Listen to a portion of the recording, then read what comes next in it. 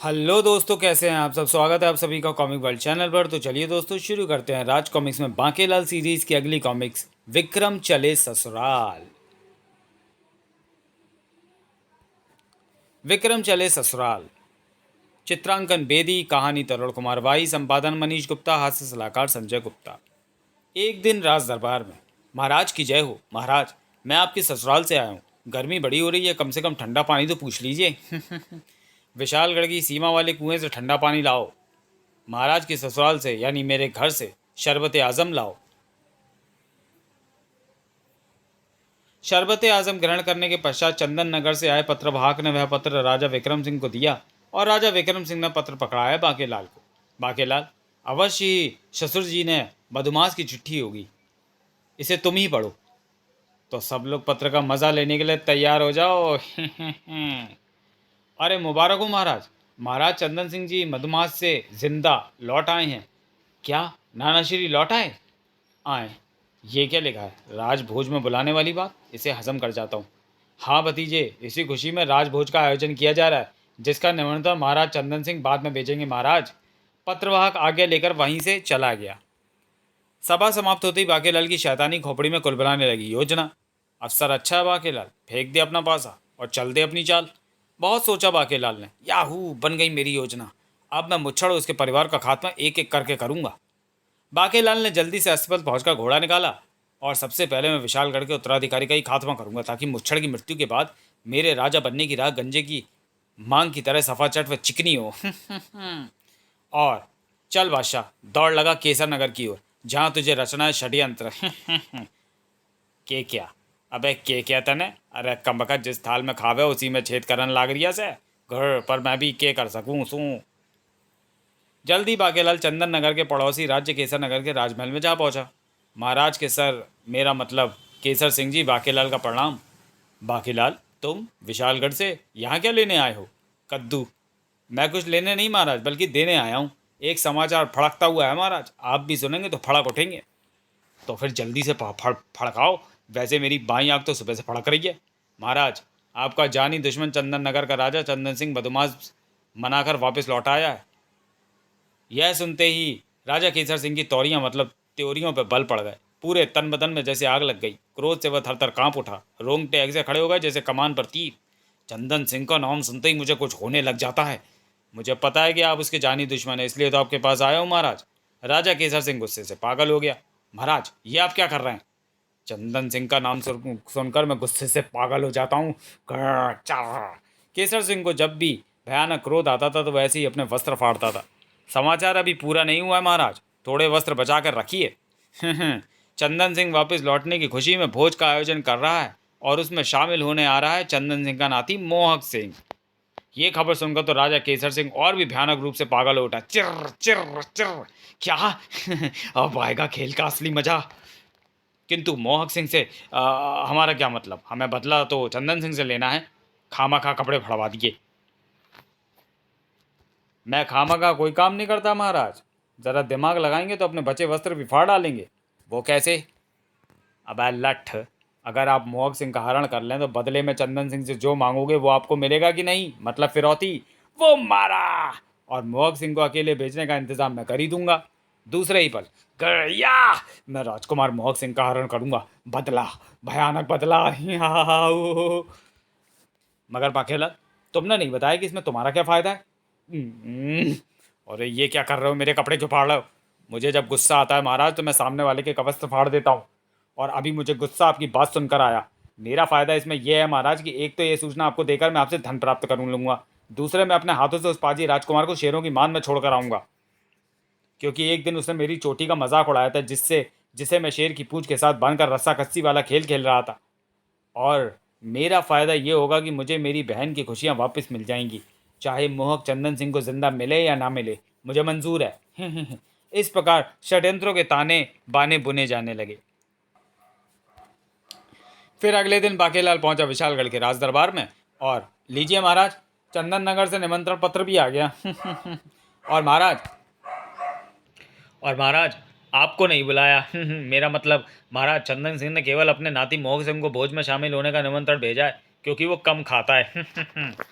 वाह, तब तो खूब मज़ा आएगा, मैं तो वहाँ ज़रूर जाऊँगा। मज़ा तो मुझे भी आएगा क्योंकि ये नकली पत्र मैंने ही भेजा है। हम भी जाएंगे। अवश्य महाराज, ससुराल में तो बिना बुलाए ही जाते हैं। किंतु ये सुनते ही स्वर्णलता को क्रोध आ गया। हरगिज नहीं महाराज, बिन बुलाए मैं आपको नहीं जाने दूंगी। पिताश्री, माताश्री ठीक कहती हैं। फिर आप वहाँ जाकर क्या करेंगे? नानाश्री ने मुझे ही बुलाया तो फिर मुझे ही जाने दें। राजकुमार ठीक कहते हैं महाराज, भोज पर बिन बुलाए आपका ससुराल जाना उचित ना होगा। तब सर्वसम्मति से मोहक सिंह को ही भेजा जाना तय हुआ। पुत्र, अपना ध्यान रखना, नानाश्री को तंग मत करना। तंग नहीं करूंगा माताश्री, मगर उन्हें अपना घोड़ा तो ज़रूर बनाऊंगा। वाह, खूब मज़ा आएगा जब मैं अपने घोड़े की चाबुक मारूंगा। हा हा हा। लात मारने से भी घोड़े और गधे चल पड़ते हैं भतीजे। आए ता सेनापति, तुमने मुझे लात क्यों मारी? बुरा मत मानो बागेलाल, मैं तो तुम्हारी बात की सच्चाई जांच रहा था। अरे मगर सैनिक कहाँ है? मेरा पुत्र क्या रथ में अकेला चंदनगढ़ जाएगा? सैनिकों की क्या जरूरत है महाराज? राह के बीच में बस एक चीतों वाला जंगल ही तो पड़ता है। डरने की कोई बात नहीं है महाराज, आप निश्चिंत रहिए। पिताश्री, आप भूल गए कि मैंने एक तेंदुआ मारा हुआ है। मोहक सिंह ने तेंदुआ मैं हूँ बाकेलाल में मारा था। सारथी, रथ दौड़ाओ, कहीं मुझे भेजने का इनका विचार ही ना बदल जाए।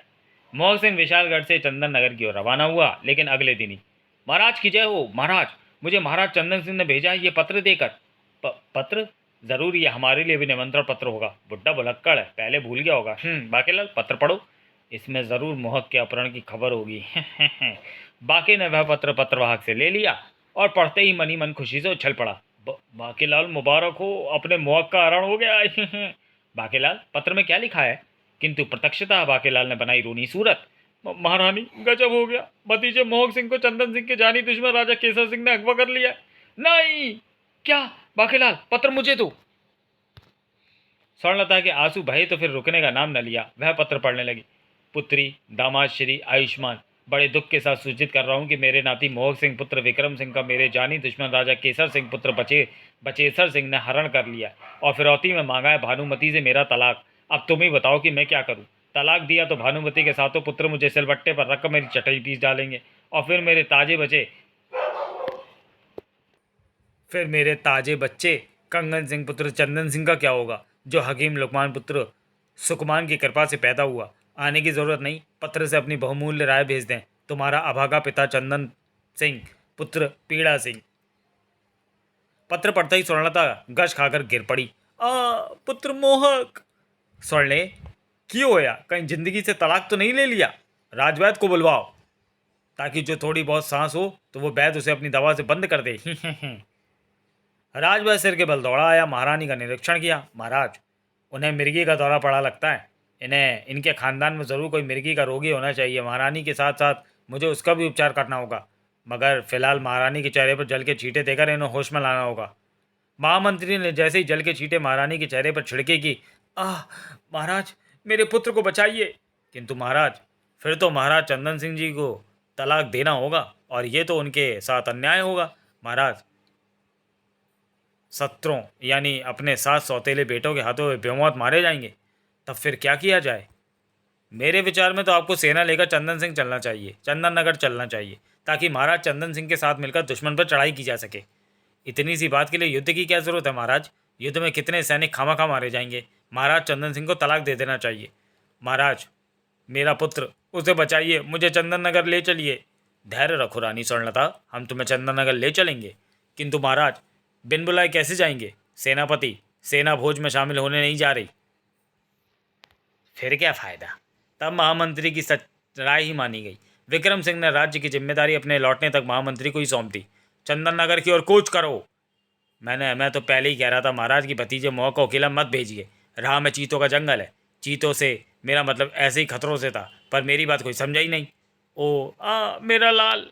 दुखी ना हो महारानी जी, आपका लाल तो आपके साथ ही है, मेरा मतलब बाकी लाल। इधर चंदन नगर में हड़कंप मच गया। महाराज, महाराज, गजब हो गया। क्या हुआ सेनापति? कहीं मेरा दामाद तो नहीं आ गया? महाराज, दुश्मन विशाल सेना लिए चंदन नगर पर चढ़ाई करने आ रहा है। क्या? सुनो जी, मुझे मेरे बेटे के साथ कुछ दिनों के लिए मायके भेज दो, बच जाओ तो वापस बुला लेना। जबकि चंदन सिंह ने के कान जैसे युद्ध की आशंका से ही बहरे हो चले थे। सेनापति, दुश्मन को यह समझाओ कि मेरा जोड़ों का दर्द ठीक होते ही मैं बाद में युद्ध करूंगा। कोई ज़बरदस्ती नहीं है युद्ध की। हाँ, मैंने उसे ये बात बहुत समझाई कि महाराज की दोनों टांगें कब्र में लटकी पड़ी हैं, वो तो आपके जोड़ तोड़ने के लिए बड़ा ही चला आ रहा है। तभी एक सैनिक और वहाँ पहुँचा। महाराज, घबराने की कोई बात नहीं है। जिसे हम दूर से देखने का दुश्मनी सेना समझ रहे थे, वो तो दरअसल दामाद श्री विक्रम सिंह जी हैं, जो अपनी सेना के साथ महल की ओर आ रहे हैं। क्या? अरे तो कम वक्त तो उसे खदेड़ा क्यों नहीं। उसी समय विक्रम सिंह इत्यादि ने वहां प्रवेश किया। स्वर्णलता को देखते ही चंदन सिंह का बाप का प्यार उमड़ आया और वो अंग पकड़ मंत्री की पकड़ से भी छूट निकले। पिताश्री, पुत्री, महाराज भागिए मत, कहीं हड्डियां जिसमें से बाहर ना आ गिरें। पुत्री, तू इतनी मोटी कैसे हो गई कि मैं तुझे अपने सीने से भी नहीं लगा पा रहा। चंदन सिंह की नज़र कमज़ोर है। महाराज, ज़्यादा जोर से मत बोलिए, कहीं गला ना घुट जाए। पिताश्री, मैं तो यहाँ हूँ, आप तो अपने दामाद के गले लगे हुए हैं। क्या? छी छी छी, तभी वस्त्रों से इतनी भयानक बदबू आ रही है। इन सबको खाना कहाँ से खिलाऊंगा? इस उम्र में विवाह करके ससुर जी ने अपना बेड़ा ही घर कर लिया है। पिता पुत्री और दामाद मिलन के पश्चात, लो पुत्री, ये तुम्हारा नया भाई है, यानी 8वां भाई। मेरा भाई? मैं इससे मिली भी तो किस मुहूर्त में? महाराज, चक्कर तो नहीं आ रहे? मैंने पकड़ा नहीं हुआ। महाराज, मुंह दिखाई की रस्में तो पूरी करनी ही होगी। मैं तो थैली घर भूला हूँ महारानी जी।